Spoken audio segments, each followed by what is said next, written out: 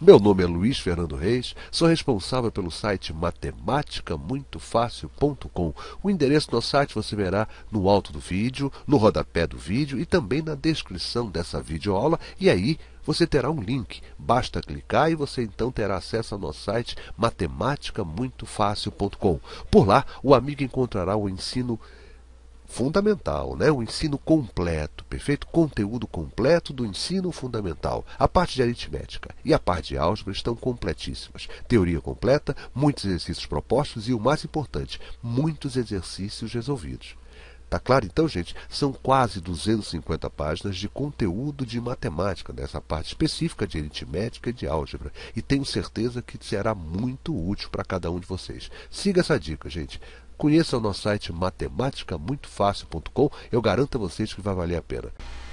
Retornando com nossas resoluções de questões de concurso, faremos agora uma questão solicitada em nosso grupo de discussão, o Matemática Muito Fácil, perfeito? Ela foi enviada pela Rosana Muniz. É uma questão muito interessante, sem dúvida nenhuma, uma questão mágica, fantástica. É uma questão que envolve um assunto muito pouco visto ou não visto no ensino fundamental, né? Uma vez um maluco, né?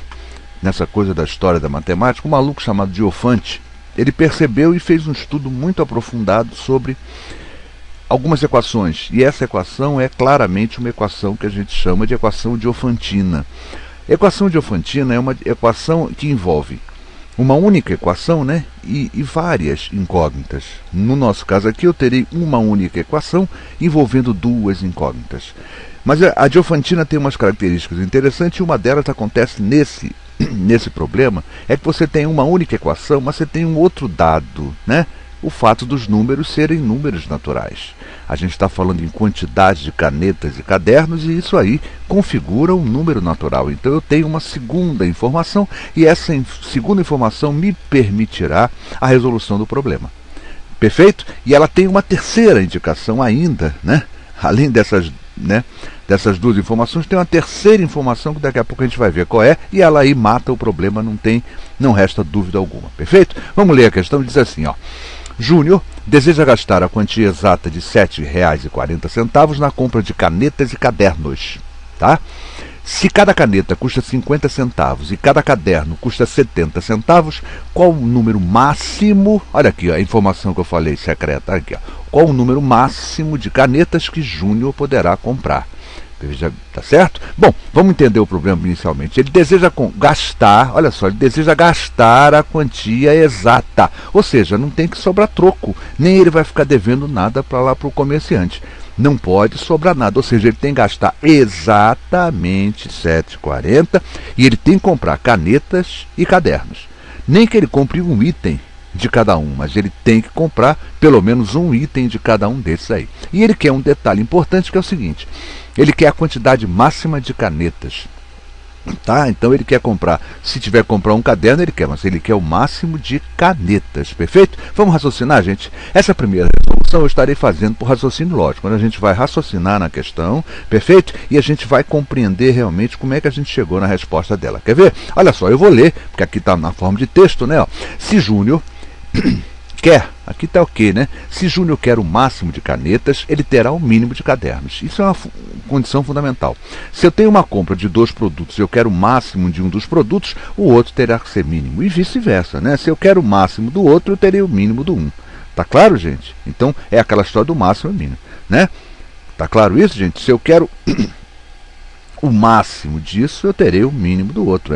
Imagina você comprar, né, um lanche, né? Você quer, por exemplo, comprar um refrigerante, né?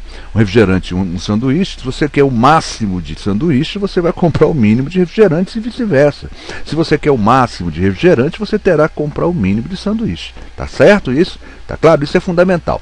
Então ele terá o mínimo de cadernos porque ele quer o máximo de canetas, tá certo? Vamos lá. Eu vou começar agora a trabalhar o seguinte. A partir desse princípio que eu coloquei para vocês, de que ele vai comprar o mínimo de cadernos, gente, se ele vai comprar o mínimo de cadernos e o problema nos impõe que ele compre um item pelo menos de cada um deles, eu vou começar a usar, né, o meu raciocínio lógico. Se ele comprar um caderno, né, vamos ver o que acontece se ele compra um caderno. Olha só, Se ele compra um caderno, sobram R$ 7,40, que é o que ele tem que gastar nessa compra, menos o preço de um caderno 70 centavos, sobra ele R$ 6,40.